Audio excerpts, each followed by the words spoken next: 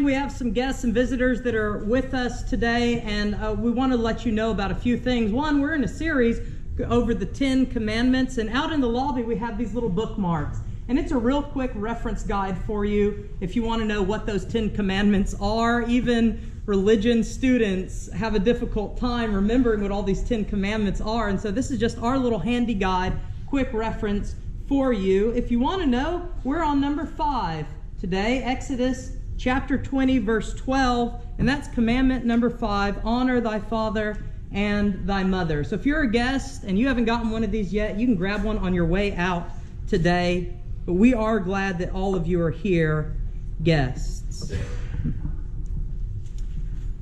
A chain is only as strong as its weakest link.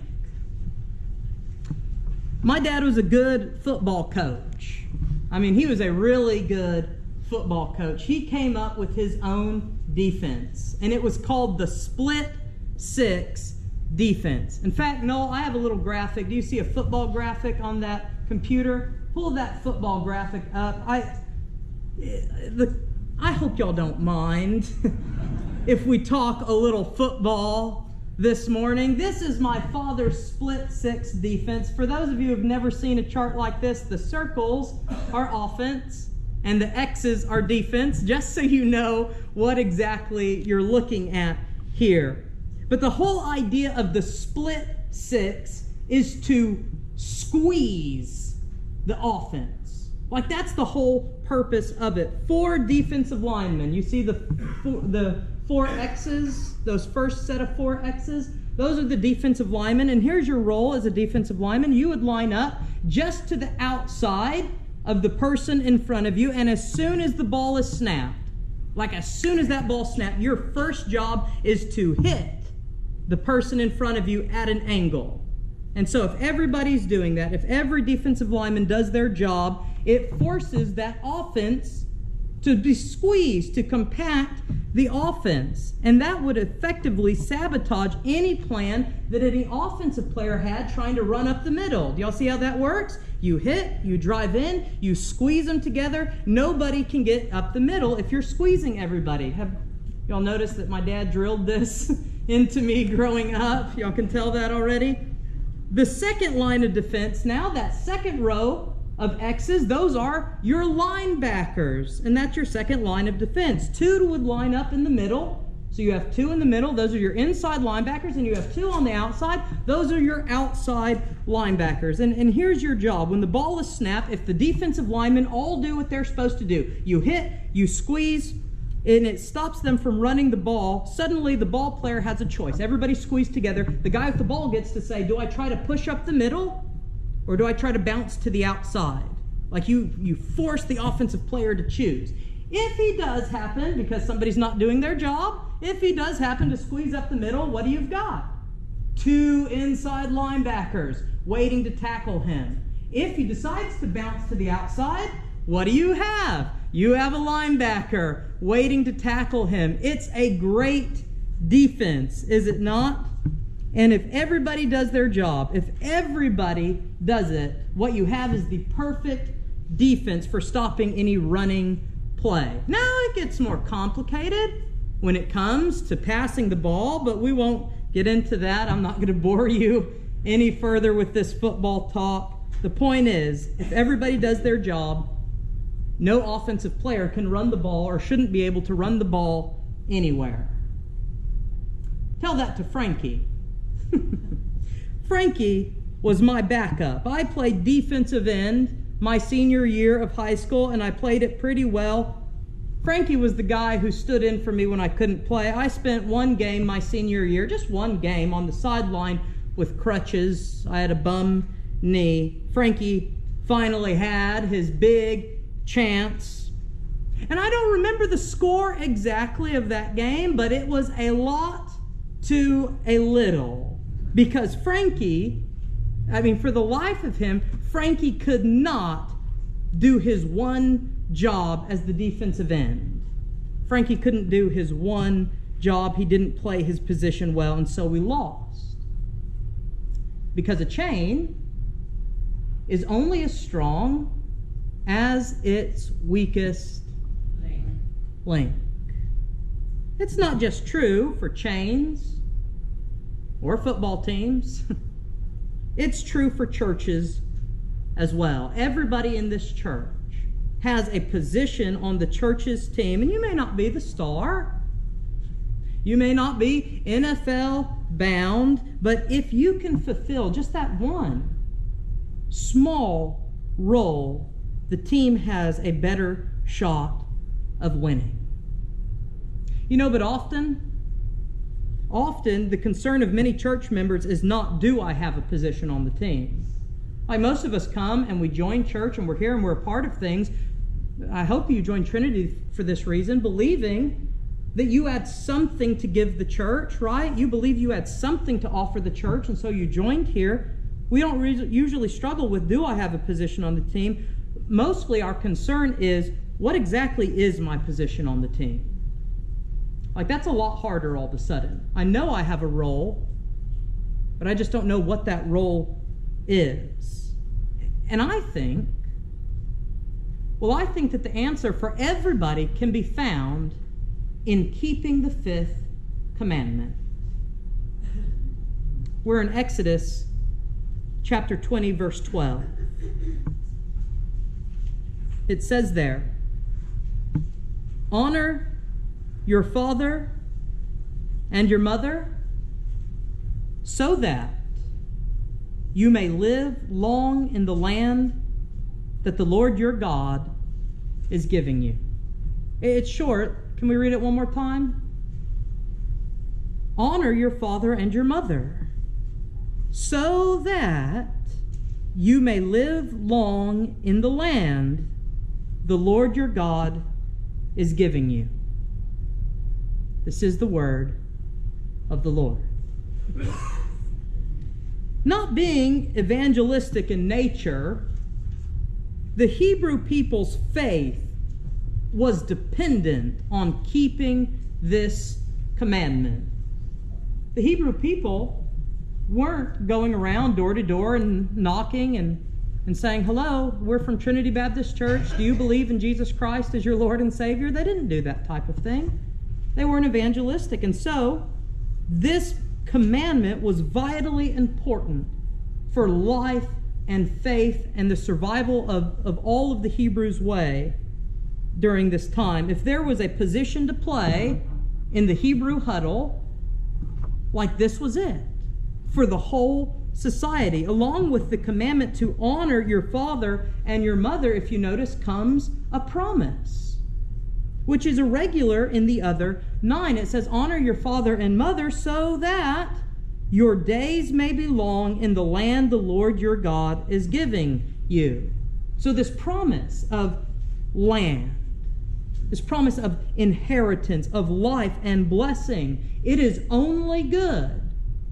It's only a good promise if the next generations would honor the older ones. Like, that's the play on the Hebrew team. That's the position, that's the role. And the book of Deuteronomy in chapter 6 says it best this way. It says there, when your children ask you in time to come, so notice the writer's automatically assuming that your kids are going to be around in this life long enough, and they're going to ask you, why do we do these things? When your children ask you in time to come, what is the meaning of the decrees?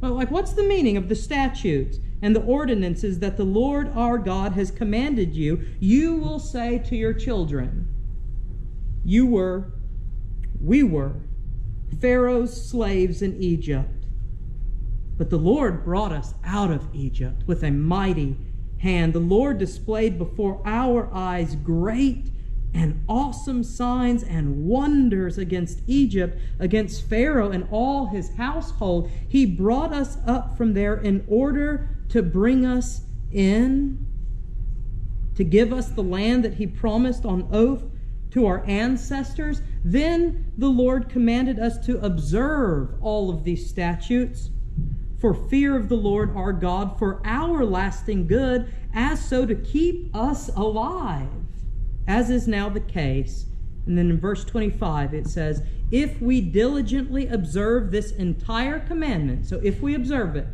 this entire commandment before the Lord our God as he has commanded us, we will be in the right.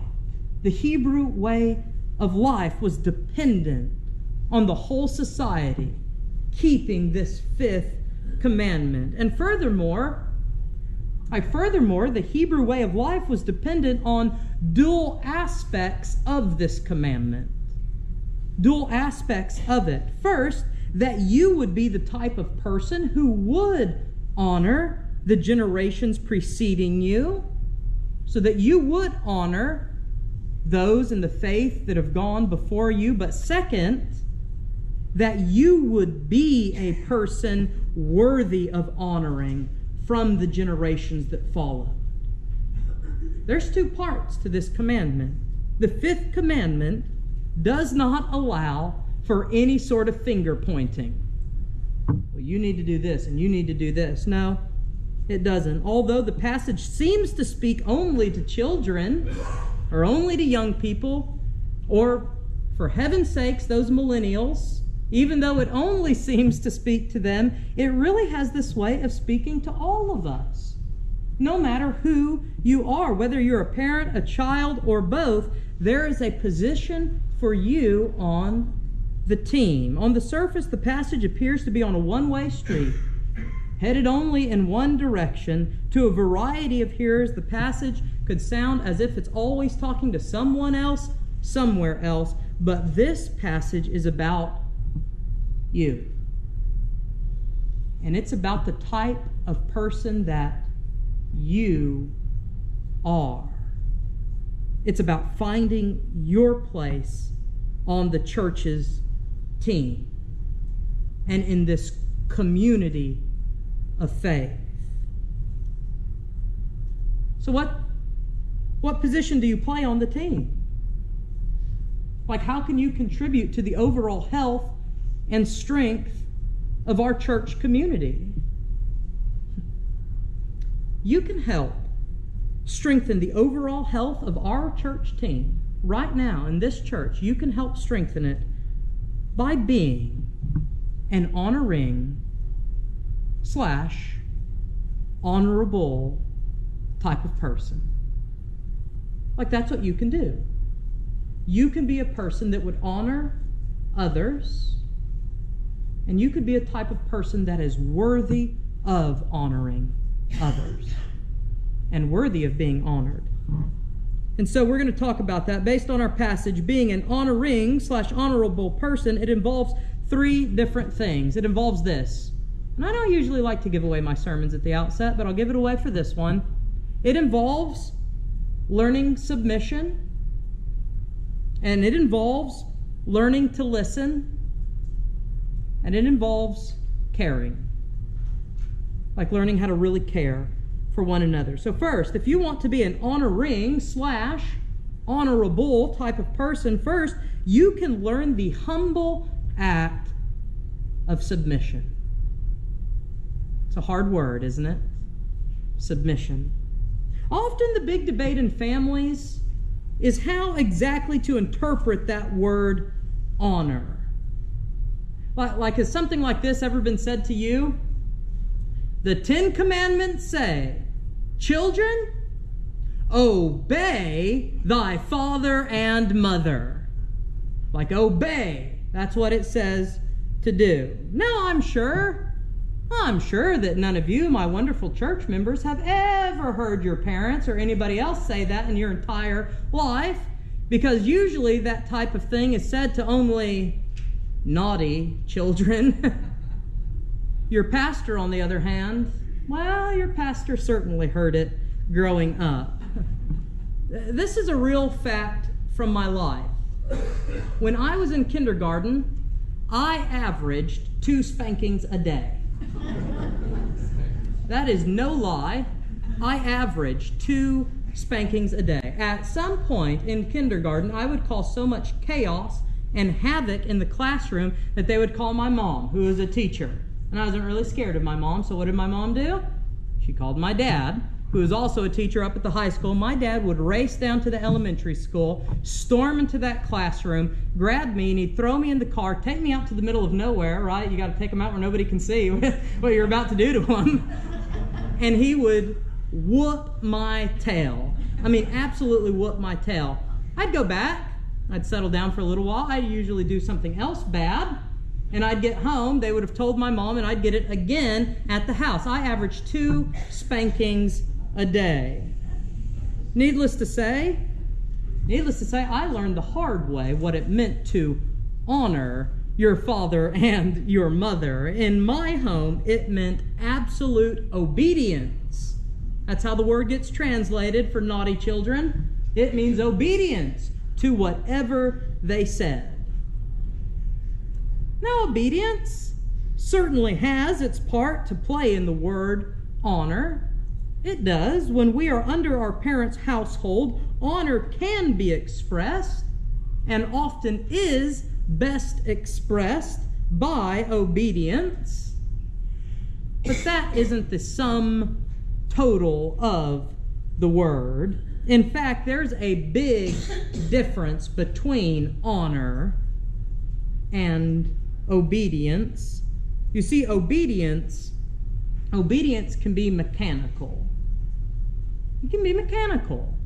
The action is there, but the desire is not. A person can fake obedience, but there's no way to fake honor. Honor comes from an inward disposition. It is an outpouring of what's really in your heart. Honoring someone means that somewhere inside of you is a deep love and deep affection and deep warmth for that someone. Honor is merely an extension of that love and that warmth, and so therefore honor cannot be counterfeit.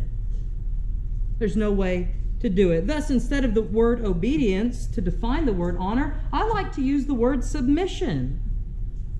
So, submitting to someone, which does just a little bit better job at capturing the idea. In their best moments, the Hebrew people sure knew how to submit to one another.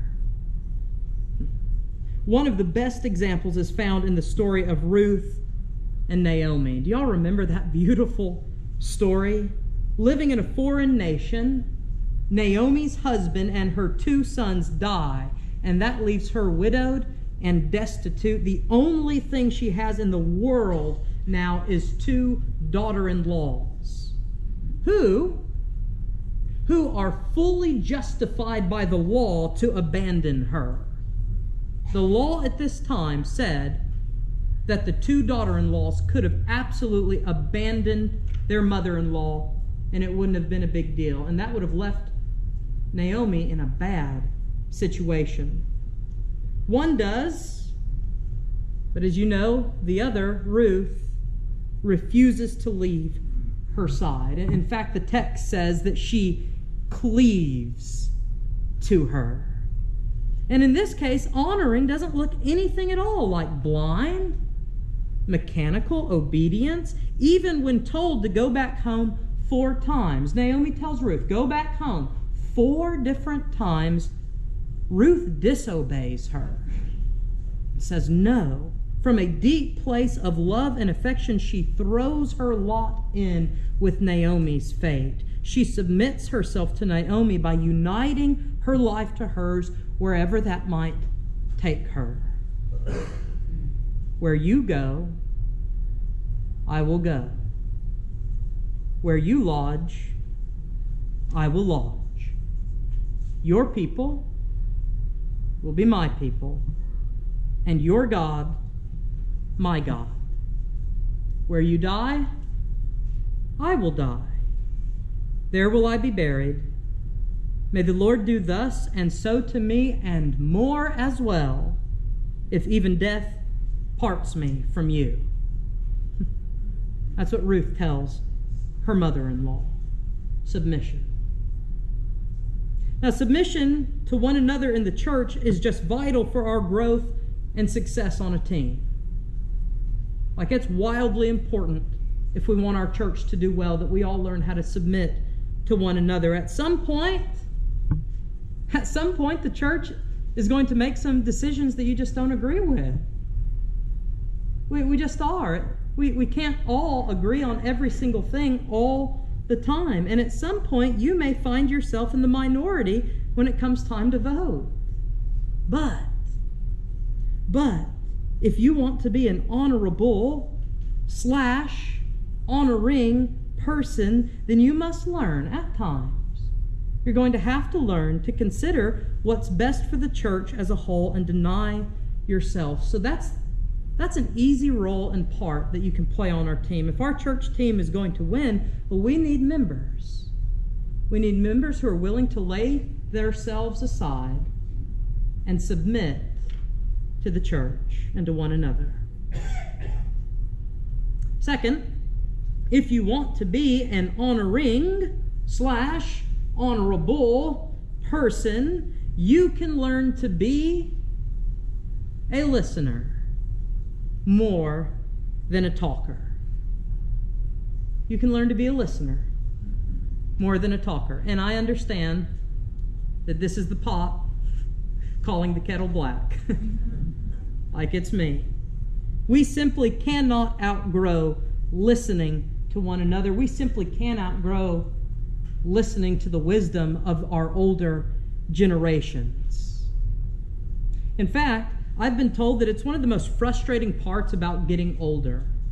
So you tell me if this is true or not, that at some point our senior adults start to feel like no one is listening to them anymore. And that they still have a lot to give. They still have a lot of wisdom to share, and they still want to do a lot, but nobody's listening to them. And when you feel like no one is listening to you anymore, is this true? You also start to feel like you've lost some of your value. Because I have a lot to share, but nobody's listening anymore. The Hebrew word for honor is the word kaved. And the word kaved is, oh my gosh, it's a loaded word. One of the ways that it is often used means to highly value something. Like you could translate kaved, honor, to mean that you highly value something. In fact, Proverbs chapter 4, verse 8 translates it to prize highly. So let me ask, what better way to show honor to someone, to show that you highly value someone, than by listening to what they have to say? Like when you listen to what somebody has to say, you're saying, I value you. You are valuable to me. And so I'm going to listen to you.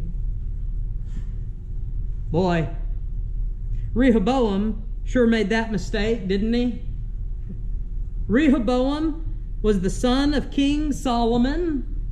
And if you remember, Solomon had built Israel into the most grand state that it had ever been in or would ever be in again. Israel was at its largest, its wealthiest, its most powerful when Solomon was king. But when he died, his son Rehoboam went and he just messed it all up.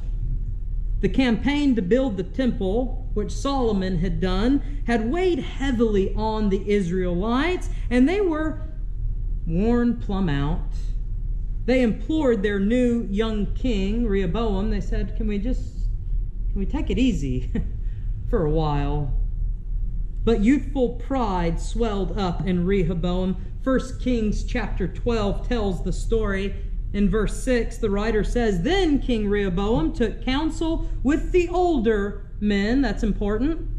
He took counsel with the older men who had attended his father Solomon while he was still alive, saying, How do you advise me to answer this people? And the older men answered him this. They said, If you will be a servant to this people today, and serve them, and speak good words to them when you answer them, then they will be your servants forever. That was the advice of the older men. And then verse 8 says, But he disregarded the advice that the older men gave him, and consulted with the young men who had grown up with him and now attended him. He said to them, "What do you advise that we answer this people who said to me, 'Lighten the yoke that your father put on us'?" The young men who had grown up with him said to him, "Thus you should say to this people who spoke to you, 'Your father made our yoke heavy, but you must lighten it for us.' Thus you should say to them, 'My little finger is thicker than my father's loins. Now, whereas my father laid on you a heavy yoke, I will add to your yoke.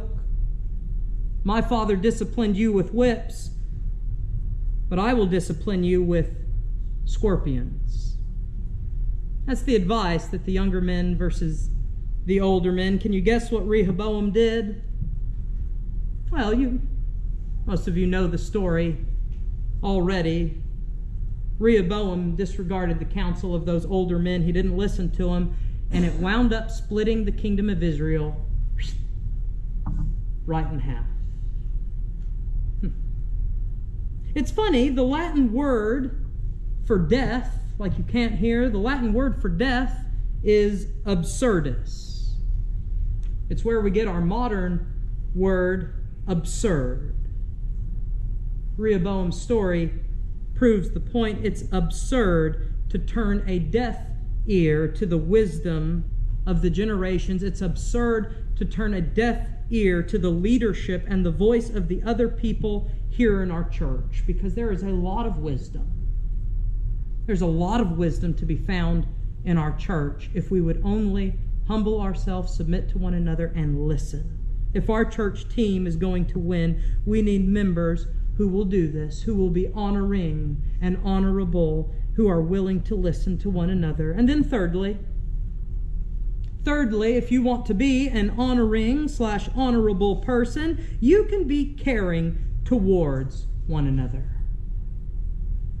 Like you can be caring and really care about the other people in our church. In his commentary over the book of Exodus, Old Testament scholar Brevard Child says, lying at the heart of this original prohibition was a command which protected parents from being driven out of the home or abused after they could no longer work. That's a tough place to be in culture, isn't it? In a culture where once you were too old to do anything, they just kicked you out and you were left on your own. So that's the motivation, the original motivation behind this commandment. Caring for the generations as they aged was at the core of this commandment. Just care, like I care about you.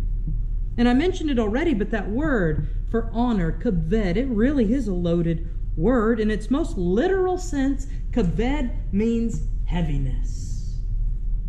Isn't that interesting? The word very literally means heavy, to bear the weight. In a way, it implies that we are to bear the weight of one another. That we're all so connected that whatever happens to you affects me, and I bear that weight with you. And anyone who has cared for or is caring for an elderly or sick parent or an ailing spouse, like you know that meaning of the word probably best. The heaviness of honor.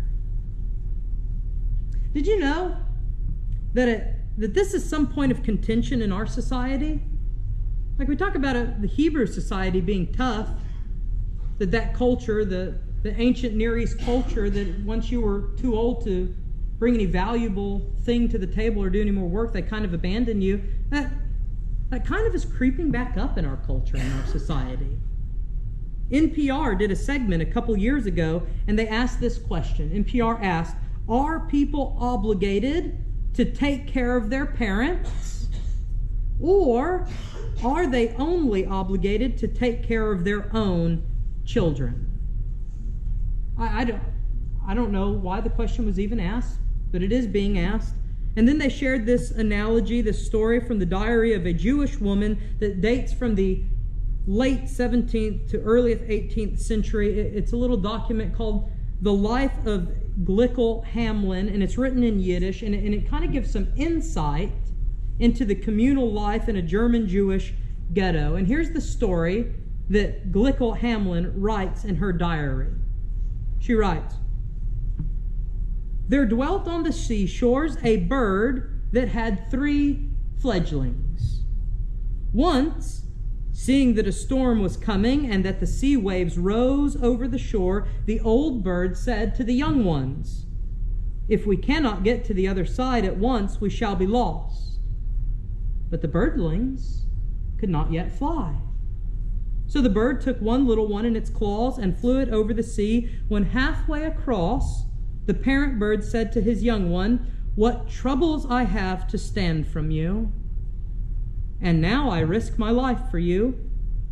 When I am old, will you also do good to me and support me?' On which the fledgling replied, 'My dear beloved father, just take me across the sea. I will do for you in your old age all that you demand from me.' On this, the old bird threw the birdling into the sea so that he was drowned and said, 'So should be done with a liar such as you.' He flew back and returned with the second one. When they reached halfway across, he spoke to this one as he had the first.